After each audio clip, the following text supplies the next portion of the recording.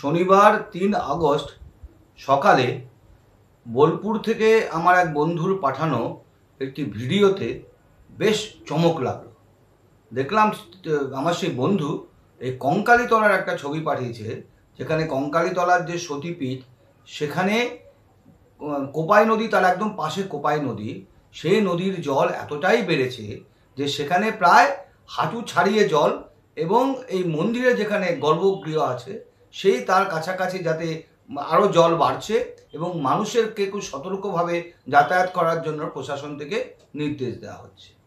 শুধু এই কঙ্কালীতলাই নয়, যে ছবি আমার সেই বন্ধুটি পাঠিয়েছেন বোলপুর শহর, কিংবা সিওয়ান হাসপাতাল ওই চত্বর, কিংবা গোয়ালপাড়া, সেখানে দেখা যাচ্ছে যে একদিন রাতের প্রবল বৃষ্টিতে কোপাই নদীর দুকুল ছাপিয়ে পুরো হানা দিয়েছে এই বোলপুর শহর, কঙ্কালীতলা এবং এই কোপাই নদীর সংলগ্ন যেসব এলাকায় সে সমস্ত জায়গায়।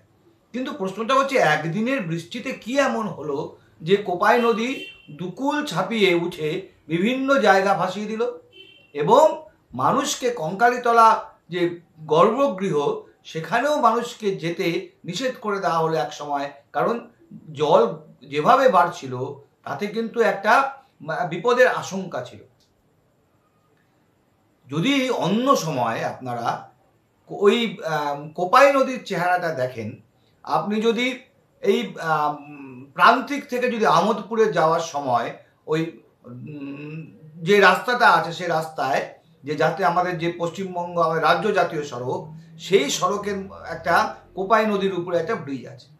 সেই ব্রিজের কাছে যখন আপনি আসবেন, ওই ধরমতলার কাছাকাছি আর কি, তখন আপনি দেখবেন কোপাই নদী একটা শীর্ণ নদী, তার মানে মাঝখানটায় পুরো চড়া পড়ে গেছে, সেখানে গাছপালা হয়েছে। সেই একটা দ্বীপের মতো এলাকার দুটো পাশ দিয়ে একটা শীর্ণ ধারা বয়ে যাচ্ছে, তার নাম হচ্ছে কোপাই নদী। আমি জুন মাসেও এই কোপাই নদীর এই চেহারা দেখে এসেছি। কিন্তু হঠাৎ করে কি হলো যে কোপাই নদী দুকুল ছাপিয়ে উঠে গেল? ব্যাপারটা হচ্ছে যে একটা নদী, যে তার জল ধারণ ক্ষমতা যত বেশি থাকবে, তত সেই নদীটা তার বহমানতাটা থাকবে, এবং সে নদীটার যে নিজস্ব যে একটা ধারা, জলের ধারা, সে জলের ধারাটা বজায় থাকবে। তাতেও কী হবে, হঠাৎ করে যদি নদীতে বেশি জল চলে আসে বৃষ্টিপাতের জন্য, তাহলে কিন্তু দুকুল ছাপিয়ে নদী কিন্তু ওঠার কোনো আশঙ্কা নেই। কিন্তু এখানে কি হলো? এখানে হলো যে এই যে নদীটার মাঝে মাঝে চড়া পড়ে গেছে, সেখানে গাছ পর্যন্ত জন্মে গেছে, কোনোদিন সেচ দপ্তর কিংবা অন্য কোনো দপ্তর যাদের এটা দায়িত্ব, তারা কিন্তু কখনো একবার ওই নদীটার অবস্থা দেখেনি, যে এই নদীটার কিভাবে তার যে নদীর যে বহমানতা কিভাবে প্রতিনিয়ত বাধাপ্রাপ্ত হচ্ছে, চড় হচ্ছে, কিন্তু সেখানে কোনো ড্রেজিং মানে পলি তোলার কোনো রকম ব্যবস্থা কিন্তু কখনো হয়নি। অর্থাৎ এখানে বৃষ্টি হবে না বীরভূমে, এই কোপাই নদীতে জল আসবে না, তার ফলে কোপাই নদীকে আমি ড্রেজিং কেন শুধু শুধু করতে যাব, এই যে ধারণাগুলো আছে।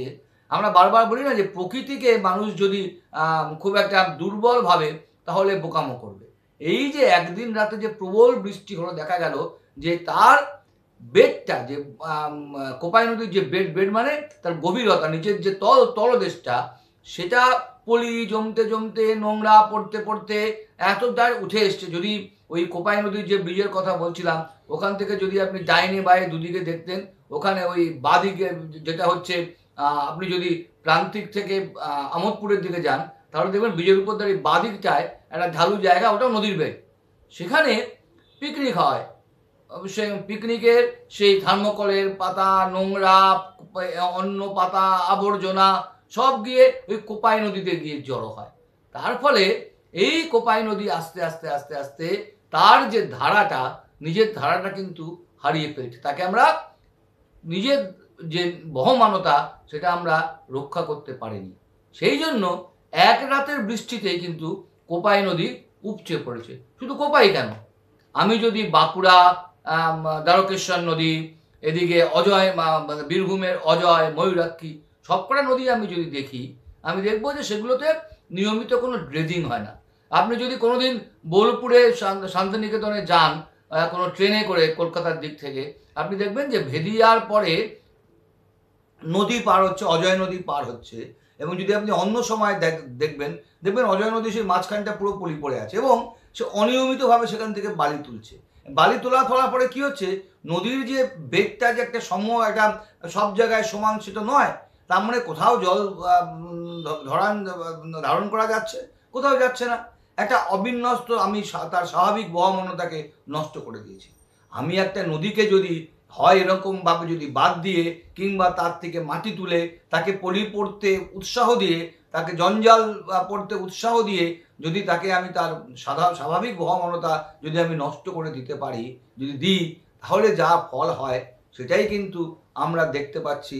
এই একটা দিনের বৃষ্টিতে যা বোলপুর, কোপাই, সিউড়ি, এসব জায়গার যা অবস্থা হয়েছে, সেটা কিন্তু সেটা থেকে যদি শিক্ষা প্রশাসন নেয়, এটা কথা আছে আমরা থেকে শিখি, কিন্তু না, আমরা কখনো থেকে শিখবো না। এই যে আমরা একটা দিনে যেরকম বিপর্যয় হলো, আমরা দেখব আবার বৃষ্টি কমে যাবে, আবার কিছুদিন পরে একটা সেই লিকলিকে ফিটের মতো অবস্থায় কোপাই নদী যাবে, তার মাঝখানে যে সেই চড়া থাকবে। অজয় নদীতে মানে বেআইনিভাবে বালি তোলা হবে, নদীর স্বাভাবিক বহমানতাকে নষ্ট করা হবে। অর্থাৎ আবার যদি একদিন আবার ভবিষ্যতে এরকম বড় বৃষ্টি হয়, তাহলে কিন্তু আরও বড় বিপর্যয় যে ঘটবে না তার কিন্তু হলফ করে বলা যাচ্ছে না। সুতরাং এখনো সময় আছে, এখনো যদি মানুষ সতর্ক হয়, তাহলে ভবিষ্যতের যে একটা বিপর্যয় সেটা কিন্তু এড়ানো যেতে পারে। ভালো থাকবেন, নমস্কার।